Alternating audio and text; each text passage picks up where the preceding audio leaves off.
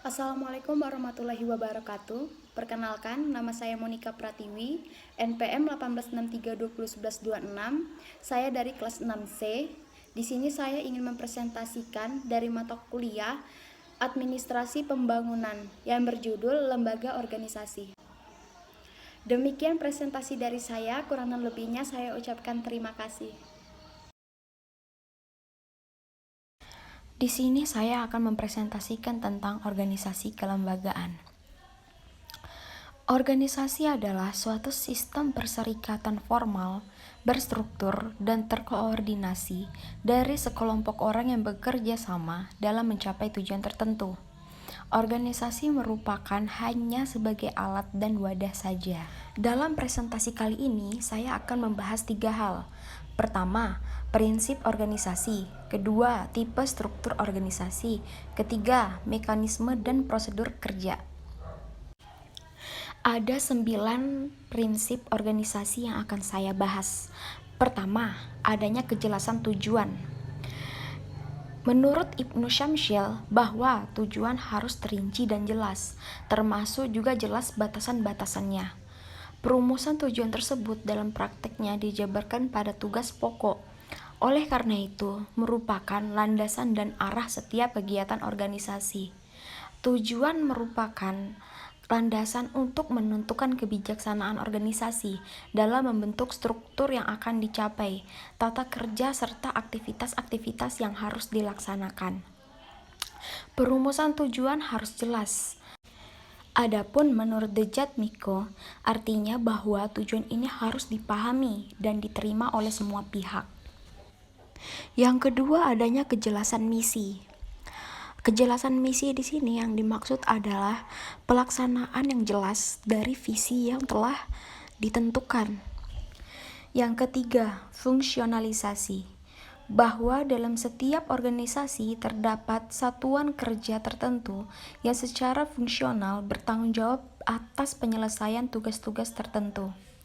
Penerapan prinsip ini sangat bermanfaat untuk berbagai kepentingan seperti: pertama, mencegah timbulnya tumpang tindih.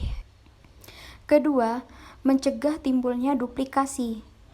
Ketiga, mempermudah pelaksanaan koordinasi antar satuan kerja karena satuan kerja yang secara bertanggung jawab atas kegiatan tertentulah yang mampu berperan sebagai koordinator, memperlancar jalannya pengawasan. Selanjutnya, pembagian tugas. Bila ada kejelasan tentang siapa yang mengerjakan apa, maka kelompok akan lebih berhasil dan berdaya guna karena baik secara kerjaannya. Kelima, departementalisasi. Setelah pekerjaan dibagi-bagi melalui spesialisasi kerja, perlu dilakukannya pengelompokan pekerjaan tersebut sehingga tugas yang sama atau mirip dapat dikoordinasikan. Dasar yang digunakan untuk pengelompokan ini disebut dengan departementalisasi.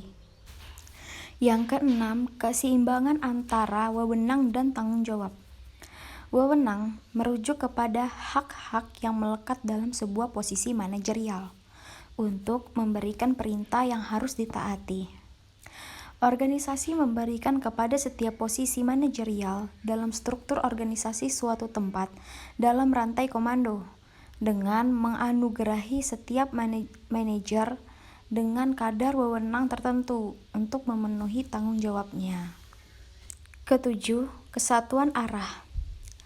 Untuk maksud tersebut, tujuan yang ingin dicapai perlu dinyatakan dengan jelas dan eksplisit, karena apapun yang kemudian terjadi dalam organisasi dan kegiatan apapun yang diselenggarakan harus berkaitan langsung dengan tujuan yang telah ditentukan.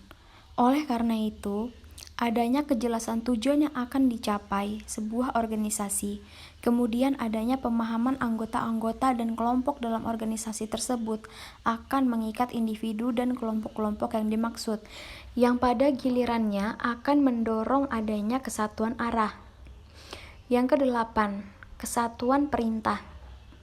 Menurut Ibnu Syamsi, bahwa setiap bawahan memang sebaiknya hanya mempunyai satu atasan yang boleh memerintah sekaligus wajib memberikan pengarahan. Kalau yang memerintah seorang bawahan, maka kemungkinan besar akan terjadinya kebingungan, apalagi kalau perintahnya saling bertentangan. Kenyataannya, ada juga satu bawahan yang mempunyai lebih dari satu atasan.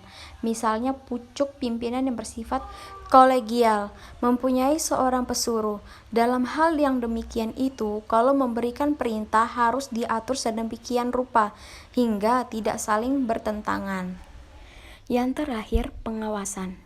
Pengawasan merupakan hal yang sangat sukar dan bahkan tidak mungkin untuk menentukan secara aksiomatik jumlah orang yang dapat diawasi oleh seorang manajer secara efektif dalam melaksanakan semua jenis kegiatan di semua jenis organisasi. Yang jelas, kemampuan seorang manajer melakukan pengawasan selalu terbatas. Akan tetapi, dengan keterbatasan kemampuan itu dapat dinyatakan bahwa rentang pengawasan bersifat elastis. Artinya, jumlah bawahan yang dapat diawasi secara efektif oleh seorang manajer berbeda pada satu situasi ke situasi yang lain, dan dari situasi organisasi ke organisasi yang lain. Selanjutnya, di sini saya akan membahas tentang tipe struktur organisasi. Pertama, tipe organisasi lini. Kedua, tipe organisasi staf. Yang ketiga, tipe organisasi fungsional. Di sini saya akan menjabarkannya secara satu persatu menurut pemahaman dan apa yang pernah saya baca dan saya pelajari. Organisasi lini merupakan salah satu bentuk organisasi yang manajer puncaknya dianggap sebagai sumber semua wewenang. Artinya, semua keputusan dan tanggung jawab berada pada satu tangan, dan tiap anggota hanya mengenal satu pimpinan langsung yang membawahinya. Sifat organisasi vertikal. Di sini ada contoh dari struktur organisasi lini yang akan saya perlihatkan. Bisa dilihat pada struktur tersebut. Berdasarkan susunan struktur di atas, bisa dilihat jika direktur membawahi manajer secara langsung, segala perintah akan diberikan ke manajer dan mereka harus bertanggung jawab kepada direktur. Demikian pula dengan manajer yang membawahi anggota secara langsung. Perintah akan diberikan manajer dan anggota harus bertanggung jawab kepada atasannya. Ada beberapa kekurangan dan kelebihan dalam organisasi lini. Salah satunya, kelebihan dari organisasi lini. Bentuk organisasi lini sederhana dan lebih mudah dipahami.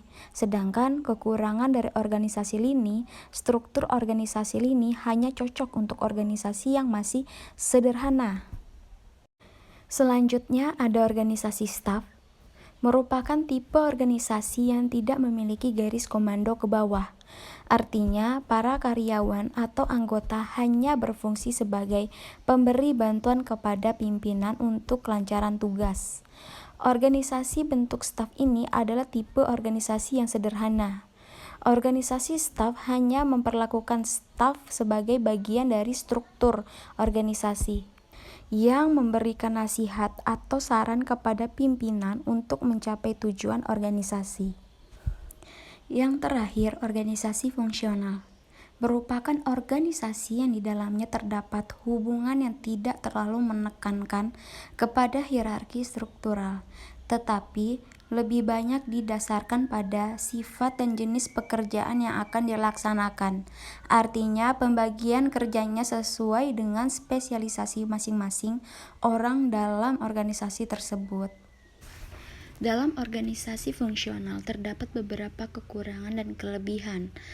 Di antaranya kelebihannya adalah memunculkan inovasi.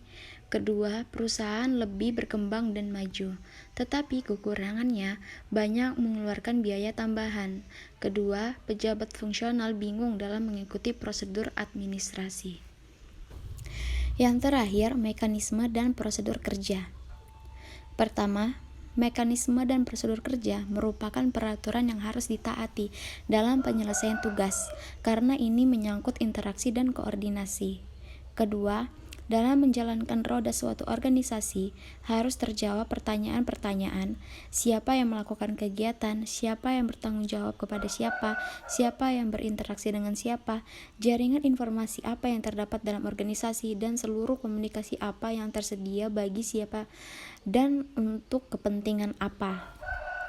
Yang terakhir, kejelasan mekanisme dan prosedur kerja berkaitan erat dengan transparansi dan keterbukaan pemerintah dalam penyelenggaraan fungsi dan kegiatannya, termasuk dalam hal yang penegakan hukum dan peraturan perundang-undang yang berlaku.